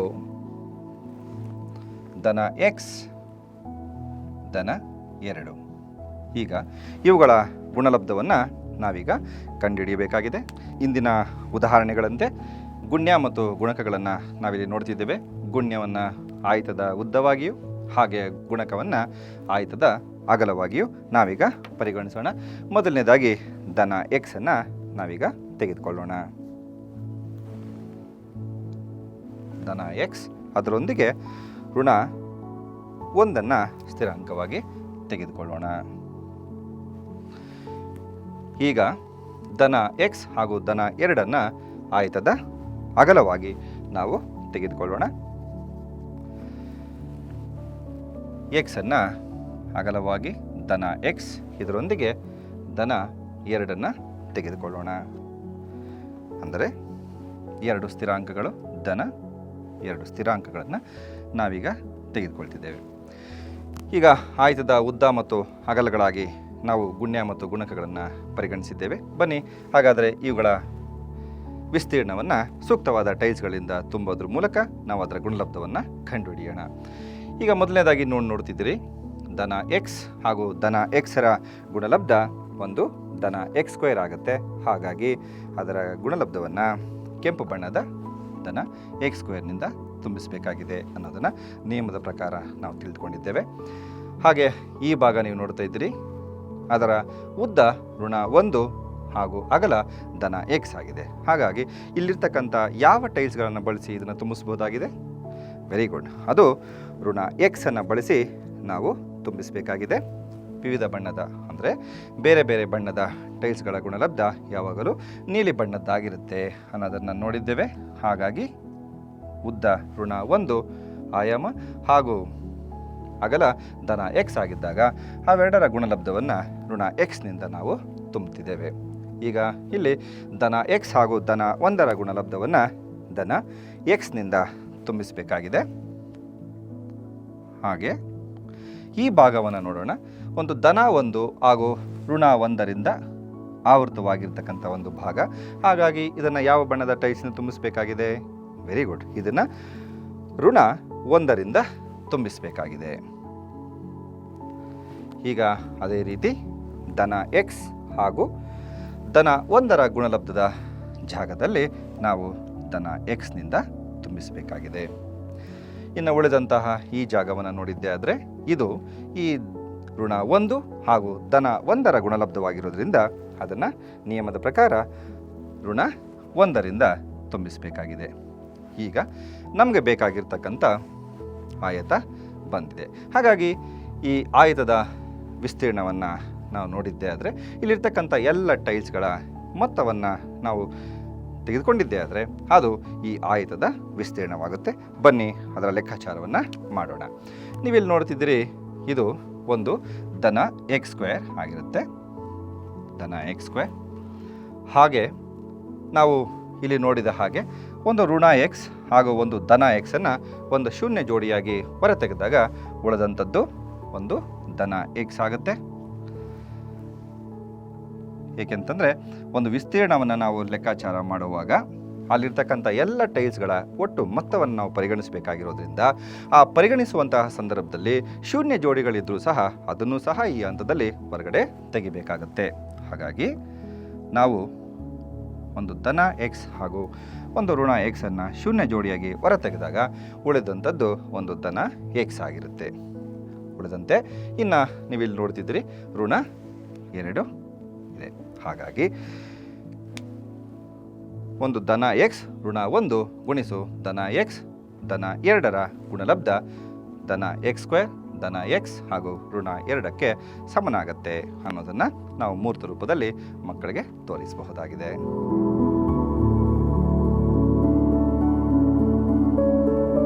ಇದುವರೆಗೂ ಒಂದು ದ್ವಿಪದೋಕ್ತಿಯಿಂದ ಮತ್ತೊಂದು ದ್ವಿಪದೋಕ್ತಿಯನ್ನು ಹೇಗೆ ಗುಣಿಸಬಹುದು ಅನ್ನೋದನ್ನು ಮೂರ್ತ ಹಂತದಲ್ಲಿ ಸೂಕ್ತವಾದ ಟೈಲ್ಸ್ಗಳನ್ನು ಬಳಸಿ ನಾವು ಅಭ್ಯಾಸವನ್ನು ಮಾಡಿದ್ದೇವೆ. ಬನ್ನಿ ಹಾಗಾದರೆ ಈಗ ಇದೇ ಸಮಸ್ಯೆಯನ್ನು ಬಿಳಿ ಹಾಳೆಯ ಮೇಲೆ ಪ್ರಾತಿನಿಧಿಕ ಹಂತದಲ್ಲಿ ಹೇಗೆ ಪ್ರತಿನಿಧಿಸುವುದು ಎಂಬುದನ್ನು ತಿಳಿಯೋಣ. ಈಗಾಗಲೇ ಪರಿಗಣಿಸಿದಂತಹ ಸಮಸ್ಯೆಯನ್ನೇ ಮತ್ತೊಮ್ಮೆ ನಾವು ಪರಿಗಣಿಸೋಣ. ಗುಣ್ಯವಾಗಿ ಧನ ಎಕ್ಸ್ ಋಣ 1 ಗುಣಿಸು ಧನ ಎಕ್ಸ್ ಧನ 2ಅನ್ನು ತೆಗೆದುಕೊಂಡಿದ್ದೇವೆ. ಇಲ್ಲಿ ಧನ ಎಕ್ಸ್ ಋಣ 1ಅನ್ನು ಈ ಆಯತದ ಉದ್ದವಾಗಿ ನಾನು ತೆಗೆದುಕೊಳ್ತಾ ಇದ್ದೇನೆ. ಧನ ಎಕ್ಸ್ನ ಒಂದು ಟೈಲ್ಸನ್ನು ತೆಗೆದುಕೊಂಡಿದ್ದೇನೆ. ಇದರೊಂದಿಗೆ ಋಣ 1ಅನ್ನು ತೆಗೆದುಕೊಳ್ಬೇಕಾಗಿದೆ. ಹಾಗಾಗಿ ಸಣ್ಣ ಚೌಕಾಕಾರದ ಬಿಲ್ಲೆ ಅದನ್ನು ಋಣಾತ್ಮಕವಾಗಿ ಪ್ರತಿನಿಧಿಸಲಿಕ್ಕೆ ಅದರ ಒಳಭಾಗವನ್ನು ನಾನು ಗೆರೆಗಳ ಮುಖಾಂತರ ಛಾಯೀಕರಿಸ್ತಾ ಇದ್ದೇನೆ. ಹಾಗಾಗಿ ಇದರ ಬೆಲೆ ಧನ ಎಕ್ಸ್ ಋಣ 1 ಆಗಿರುತ್ತೆ. ಇದು ಈ ಆಯತದ ಉದ್ದವಾಗಿರುತ್ತೆ. ಇದರೊಂದಿಗೆ ಗುಣಕವಾಗಿ ಧನ ಎಕ್ಸ್ ಹಾಗೂ ಧನ 2ಅನ್ನು ತೆಗೆದುಕೊಳ್ಬೇಕಾಗಿದೆ. ಹಾಗಾಗಿ ಧನ ಎಕ್ಸನ್ನು ನಾನು ಅಗಲದ ಜಾಗದಲ್ಲಿ ತೆಗೆದುಕೊಳ್ತಿದ್ದೇನೆ. ಧನ ಎಕ್ಸ್ ಇದರೊಂದಿಗೆ ಧನ 2 ಅಂದರೆ ಸಣ್ಣ ಚೌಕಾಕಾರದ 2 ಬಿಲ್ಲೆಗಳನ್ನು ತೆಗೆದುಕೊಳ್ತಿದ್ದೇನೆ. ಅದರ ಒಳಭಾಗವನ್ನು ಛಾಯೀಕರಿಸದೆ ಹಾಗೆ ಬಿಟ್ಟಾಗ ಅದು ಧನ 2ಅನ್ನು ಪ್ರತಿನಿಧಿಸುತ್ತೆ. ಹಾಗಾಗಿ ಇದರ ಬೆಲೆ ಧನ ಎಕ್ಸ್ ಧನ 2 ಆಗಿರುತ್ತೆ. ಇದನ್ನು ಆಯತದ ಅಗಲವಾಗಿ ಪರಿಗಣಿಸಿದ್ದೇವೆ. ಬನ್ನಿ ಹಾಗಾದರೆ ಈ ಟೈಲ್ಸ್ಗಳಿಂದಾದ ವಿಸ್ತೀರ್ಣವನ್ನು ಸೂಕ್ತವಾದ ಟೈಲ್ಸ್ಗಳನ್ನು ಬರೆಯೋದ್ರ ಮೂಲಕ ನಾವಿದನ್ನು ತುಂಬಿಸುವಂತಹ ಕೆಲಸವನ್ನು ಮಾಡೋಣ. ಧನ ಎಕ್ಸ್ ಹಾಗೂ ಧನ ಎಕ್ಸ್ಗಳ ಗುಣಲಬ್ಧ ಒಂದು ಧನ ಎಕ್ಸ್ ಸ್ಕ್ವೇರ್ ಆಗಿರುತ್ತೆ ಅನ್ನೋದನ್ನು ಹಲವಾರು ಉದಾಹರಣೆಗಳೊಂದಿಗೆ ಈಗಾಗಲೇ ನಾವು ಅದನ್ನು ಪ್ರಾಯೋಗಿಕವಾಗಿ ತಿಳಿದುಕೊಂಡಿದ್ದೇವೆ. ಹಾಗಾಗಿ ಅದರ ಗುಣಲಬ್ಧವು ಧನ ಎಕ್ಸ್ ಸ್ಕ್ವೇರ್ ಆಗುತ್ತೆ. ಈಗ ಮತ್ತೊಂದು ಋಣ 1ರಿಂದ ಧನ ಎಕ್ಸನ್ನು ಗುಣಿಸಿದಾಗ ಇವೆರಡರ ಗುಣಲಬ್ಧವು ಒಂದು ಋಣ ಎಕ್ಸ್ಗೆ ಸಮನಾಗತ್ತೆ ಅನ್ನೋದನ್ನು ಈಗಾಗಲೇ ನಾವು ಪೂರ್ವ ನಿರ್ಧಾರಿತ ನಿಯಮಗಳಲ್ಲಿ ತಿಳಿದುಕೊಂಡಿದ್ದೇವೆ. ಹಾಗಾಗಿ ಅದರ ಒಳಭಾಗವನ್ನು ಗೆರೆಗಳಿಂದ ಛಾಯೀಕರಿಸೋದ್ರ ಮೂಲಕ ಋಣ ಎಕ್ಸನ್ನು ಪ್ರತಿನಿಧಿಸೋಣ. ಈಗ ಈ ಭಾಗ ಧನ ಎಕ್ಸ್ ಉದ್ದವಾಗಿ ಹಾಗೆ ಧನ 1 ಅಗಲವಾಗಿ ತೆಗೆದುಕೊಂಡಾಗ ಈ ಪ್ರದೇಶವು ಧನ ಎಕ್ಸ್ನಿಂದ ಆವೃತ ಆಗುತ್ತೆ. ಹಾಗಾಗಿ ಧನ ಎಕ್ಸ್ ಟೈಲ್ಸನ್ನು ಬರೆಯೋದ್ರ ಮೂಲಕ ಆ ಪ್ರದೇಶವನ್ನು ತುಂಬಿಸೋಣ. ಹಾಗೆ ಈ ಭಾಗ ಧನ 1 ಋಣ 1 ಹಾಗೂ ಧನ 1ರ ಗುಣಲಬ್ಧವಾಗಿರುತ್ತೆ. ಹಾಗಾಗಿ ಅದರ ಗುಣಲಬ್ಧ ಋಣ 1 ಆಗಿರುತ್ತೆ. ಧನ 1 ಹಾಗೂ ಋಣ 1ರ ಗುಣಲಬ್ಧ ಋಣ 1 ಆಗಿರುತ್ತೆ. ಹಾಗಾಗಿ ಅದರ ಒಳಭಾಗವನ್ನು ಛಾಯೀಕರಿಸೋದ್ರ ಮೂಲಕ ಪ್ರತಿನಿಧಿಸೋಣ. ಹಾಗೆ ಧನ ಎಕ್ಸ್ ಉದ್ದವಾಗಿ ಧನ 1 ಅಗಲವಾಗಿದ್ದಾಗ ಈ ಪ್ರದೇಶವನ್ನು ಧನ ಎಕ್ಸ್ನಿಂದ ನಾವು ತುಂಬಿಸಬೇಕಾಗಿದೆ. ಹಾಗೆ ಉಳಿದಂಥ ಈ ಜಾಗ ಅದು ಋಣ 1 ಹಾಗೂ ಧನ 1ರ ಗುಣಲಬ್ಧವಾಗಿರುತ್ತೆ. ಹಾಗಾಗಿ ಅವೆರಡರ ಗುಣಲಬ್ಧದ ಜಾಗದಲ್ಲಿ ನಾವು ಋಣ 1ಅನ್ನು ಬರೀಬೇಕಾಗಿದೆ. ಆ ಋಣ 1ಅನ್ನು ಅದರ ಒಳಭಾಗದಲ್ಲಿ ಛಾಯೀಕರಿಸೋದ್ರ ಮೂಲಕ ನಾವು ಪ್ರತಿನಿಧಿಸೋಣ. ಈಗ ಈ 2 ಆಯಾಮಗಳಿಂದ ಆವೃತವಾಗಿರ್ತಕ್ಕಂಥ ಆಯತ ಸಿಕ್ಕಿದೆ. ಹಾಗಾಗಿ ಈ ಆಯತದ ಒಳಭಾಗದಲ್ಲಿರ್ತಕ್ಕಂಥ ಎಲ್ಲ ಬಿಲ್ಲೆಗಳ ಬೆಲೆಗಳನ್ನು ಒಟ್ಟುಗೂಡಿಸಿದಾಗ ನಮಗೆ ಈ ಆಯತದ ವಿಸ್ತೀರ್ಣ ಸಿಗುತ್ತೆ. ಅಂದರೆ ಈ 2 ದ್ವಿಪದೋಕ್ತಿಗಳ ಗುಣಲಬ್ಧ ದೊರೆಯುತ್ತದೆ. ಹಾಗಾದರೆ ಬನ್ನಿ ಅವುಗಳನ್ನು ಲೆಕ್ಕ ಹಾಕಿ ಅದರ ಗುಣಲಬ್ಧವನ್ನು ನಿರ್ಧರಿಸೋಣ. ಮೊದಲನೇದಾಗಿ ನೀವು ಇಲ್ಲಿ ನೋಡ್ತಿದ್ರಿ ಧನ ಎಕ್ಸ್ ಸ್ಕ್ವೇರ್ನ ಒಂದು ಬಿಲ್ಲೆ ಇದೆ. ಹಾಗೆ ಇಲ್ಲಿ ಧನ 2x ಹಾಗೂ ಒಂದು ಋಣ ಎಕ್ಸ್ ಇದೆ. ಇವೆರಡರಲ್ಲಿ ಒಂದು ಶೂನ್ಯ ಜೋಡಿಯನ್ನು ನಾವು ಹೊರತೆಗೆದು ನಂತರ ಉಳಿದದನ್ನು ಅದರ ಬೆಲೆಯನ್ನು ನಿರ್ಧರಿಸಬೇಕಾಗಿರೋದ್ರಿಂದ ಒಂದು ಋಣ ಎಕ್ಸ್ ಹಾಗೂ ಒಂದು ಧನ ಎಕ್ಸನ್ನು ಒಂದು ಶೂನ್ಯ ಜೋಡಿಯಾಗಿ ನಾವು ಹೊರಗಡೆ ತೆಗಿಬೇಕಾಗಿದೆ. ಋಣ ಎಕ್ಸ್ ಹಾಗೂ ಒಂದು ಧನ ಎಕ್ಸ್ ಇವೆರಡು ಒಂದು ಶೂನ್ಯ ಜೋಡಿಗೆ ಸಮನಾಗಿರೋದ್ರಿಂದ ಅವುಗಳನ್ನು ಹೊರತೆಗೆದು ನಂತರ ಅಲ್ಲಿರ್ತಕ್ಕಂಥ ಬೆಲೆಗಳನ್ನು ಪರಿಗಣಿಸಬೇಕಾಗಿದೆ. ಹಾಗಾಗಿ ಒಂದು ಋಣ ಎಕ್ಸ್ ಹಾಗೂ ಒಂದು ಧನ ಎಕ್ಸ್ ಒಂದು ಶೂನ್ಯ ಜೋಡಿಯಾಗಿರೋದ್ರಿಂದ ಅದರ ಬೆಲೆಯನ್ನು ಹೊರತೆಗೆದ ಉಳಿದಾಗ ಒಂದು ಧನ ಎಕ್ಸ್ ಉಳಿಯುತ್ತೆ, ಜೊತೆಗೆ ಋಣ 2 ಉಳಿಯುತ್ತೆ. ಹಾಗಾಗಿ ಈ 2 ಬೀಜೋಕ್ತಿಗಳ ಗುಣಲಬ್ಧವು ಧನ ಎಕ್ಸ್ ಸ್ಕ್ವೇರ್ ಧನ ಎಕ್ಸ್ ಹಾಗೂ ಋಣ 2 ಆಗಿರುತ್ತೆ ಅನ್ನೋದನ್ನು ನಾವು ತೀರ್ಮಾನಿಸಬಹುದಾಗಿದೆ.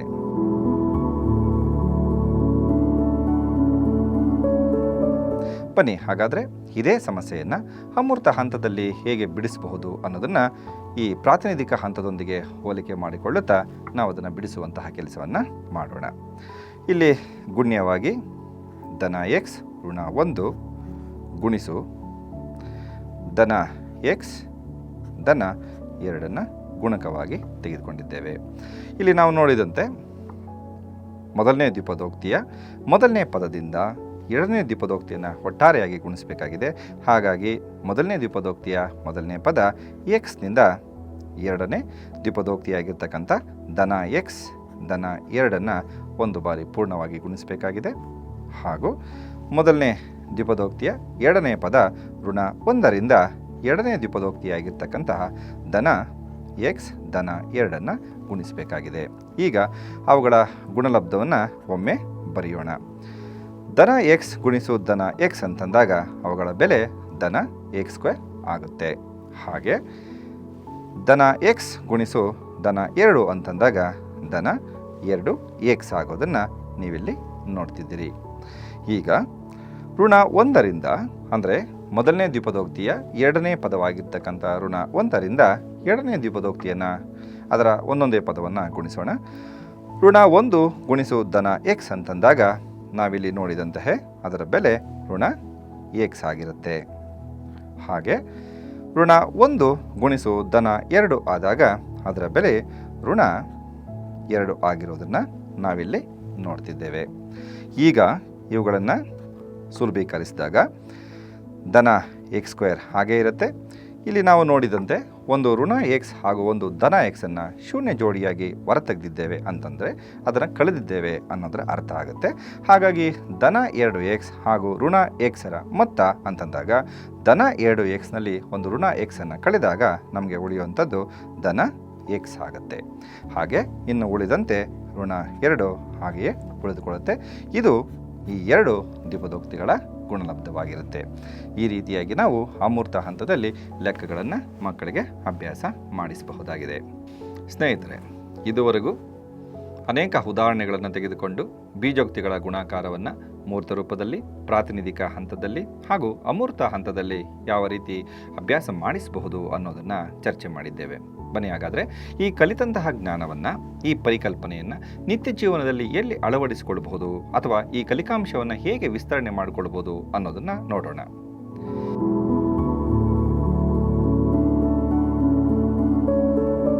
ಸ್ನೇಹಿತರೆ, ಈ ಹಂತದಲ್ಲಿ ವಿದ್ಯಾರ್ಥಿಗಳು ಕಲಿತ ವಿಷಯವು ನಿಜ ಜೀವನದಲ್ಲಿನ ಸಮಸ್ಯೆಗಳನ್ನು ಬಗೆಹರಿಸಲು ಅಥವಾ ಉನ್ನತ ಹಂತದ ಪರಿಕಲ್ಪನೆಗಳಿಗೆ ಅನ್ವಯಿಸಲು ಬಹಳ ಉಪಯುಕ್ತ ಆಗುತ್ತೆ.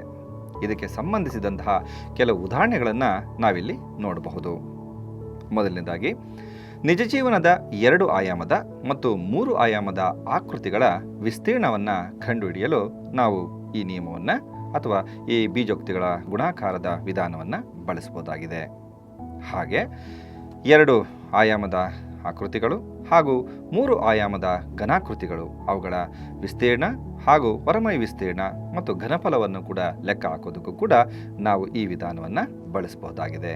ಹಾಗೆಯೇ ದಿನನಿತ್ಯದ ಜೀವನದಲ್ಲಿ ಎಲ್ಲ ರೀತಿಯ ವ್ಯಾವಹಾರಿಕ ಲೆಕ್ಕಾಚಾರಗಳನ್ನು ಮಾಡಲು ಬೀಜಗಣಿತದ ಗುಣಾಕಾರಗಳು ತುಂಬ ಉಪಯೋಗಕ್ಕೆ ಬರ್ತವೆ. ಉದಾಹರಣೆಗೆ, ವಸ್ತುಗಳ ಬೆಲೆಯನ್ನು ಲೆಕ್ಕ ಹಾಕಲು, ಅಡುಗೆಯಲ್ಲಿ ಬಳಸಬೇಕಾದ ಪದಾರ್ಥಗಳ ಸರಿಯಾದ ಪ್ರಮಾಣವನ್ನು ತಿಳಿಯಲು ಇತ್ಯಾದಿ. ಹಾಗೆ 3ನೇ ಅಂಶವಾಗಿ, ಬೀಜಗಣಿತದ ಮುಂದಿನ ಎಲ್ಲ ಉನ್ನತ ಹಂತದ ಬೀಜೋಕ್ತಿಗಳನ್ನು ಗುಣಾಕಾರ ಮಾಡಲು ಬಹುಪದೋಕ್ತಿಗಳ ಚರಾಕ್ಷರಗಳನ್ನು ಬಿಡಿಸಲು ಗುಣಾಕಾರ ಕ್ರಿಯೆಯು ತುಂಬ ಉಪಯೋಗಕ್ಕೆ ಬರುತ್ತೆ.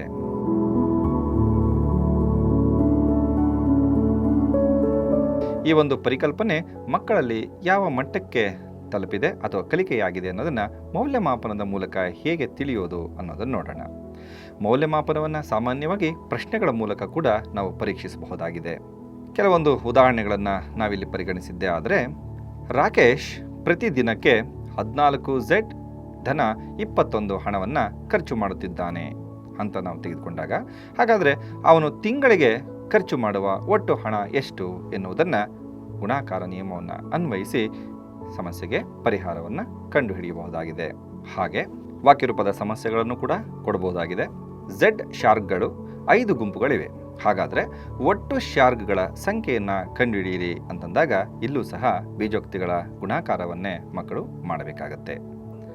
ಹಾಗೆ ಧನ 2a² ಗುಣಿಸು ಧನ 3a ಧನ 5b, ಈ ರೀತಿಯಾಗಿ ವಾಕ್ಯರೂಪದ ಸಮಸ್ಯೆಗಳನ್ನು ಅಥವಾ ಅಮೂರ್ತ ರೂಪದ ಸಮಸ್ಯೆಗಳನ್ನು ನೇರವಾಗಿ ಮಕ್ಕಳಿಗೆ ಕೊಡುವುದರ ಮೂಲಕ ಸಹ ಈ ಪರಿಕಲ್ಪನೆಯ ಕಲಿಕೆ ಯಾವ ಮಟ್ಟಕ್ಕಾಗಿದೆ ಅನ್ನೋದನ್ನು ಕೂಡ ನಾವು ಮೌಲ್ಯಮಾಪನ ಹಂತದಲ್ಲಿ ಪರೀಕ್ಷಿಸಬಹುದಾಗಿದೆ. ಜೊತೆಗೆ ಈ ಹಂತದಲ್ಲಿ ಪಠ್ಯಪುಸ್ತಕದ ಅಭ್ಯಾಸವನ್ನು ಕೂಡ ಮಾಡಿಸಬಹುದಾಗಿದೆ. ಜೊತೆಗೆ ಈ ಪರಿಕಲ್ಪನೆಗೆ ಸಂಬಂಧಿಸಿದ ಬಿಲ್ಡಿಂಗ್ ಬ್ಲಾಕ್ಸ್ ಆಟಗಳನ್ನು ಕೂಡ ಆಡಿಸೋದ್ರ ಮೂಲಕ ಮೌಲ್ಯಮಾಪನವನ್ನು ಮಾಡಬಹುದಾಗಿದೆ.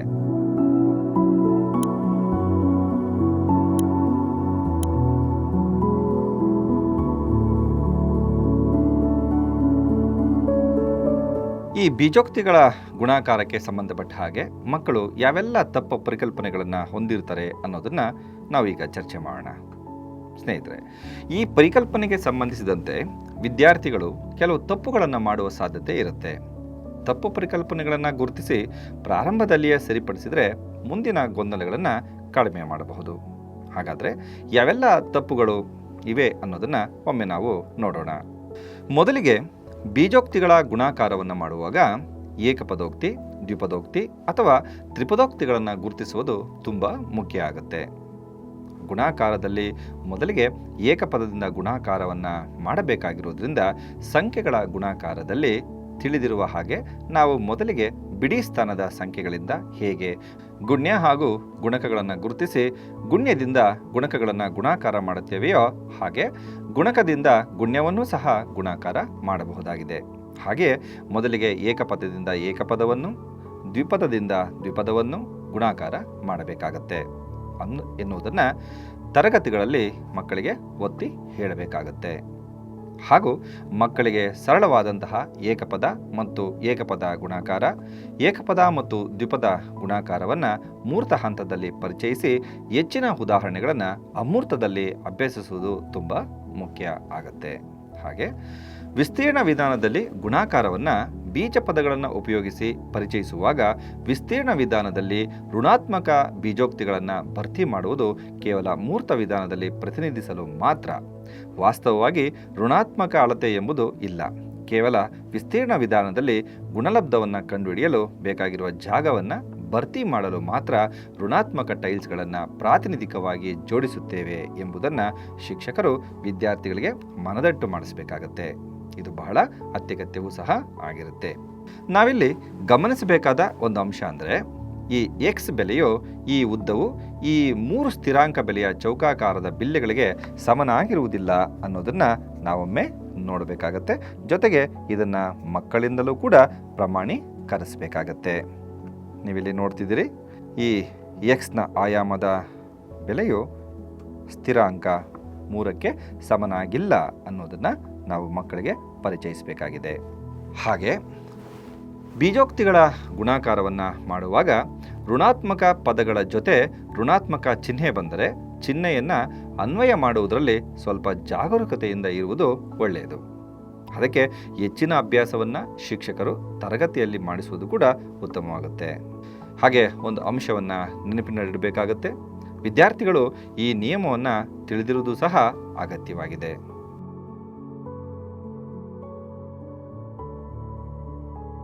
ಈ ಒಂದು ಸಂಚಿಕೆಯಲ್ಲಿ ಯಾವೆಲ್ಲ ಕಲಿಕೋಪಕರಣಗಳನ್ನು ಬಳಸಿ ನಾವು ಅಭ್ಯಾಸ ಮಾಡಿದ್ದೇವೆಯೋ ಹಾಗೆ ಆ ಕಲಿಕೋಪಕರಣಕ್ಕೆ ಕೆಲವೊಂದು ಮಿತಿಗಳು ಇದೆ. ಹಾಗಾದರೆ ನಾವು ಈ GKಯ 2.0 ಕಿಟ್ನಲ್ಲಿ ಬಳಸಿರ್ತಕ್ಕಂಥ ಕಲಿಕೋಪಕರಣದ ಮಿತಿಗಳನ್ನು ಒಮ್ಮೆ ನಾವು ನೋಡೋಣ.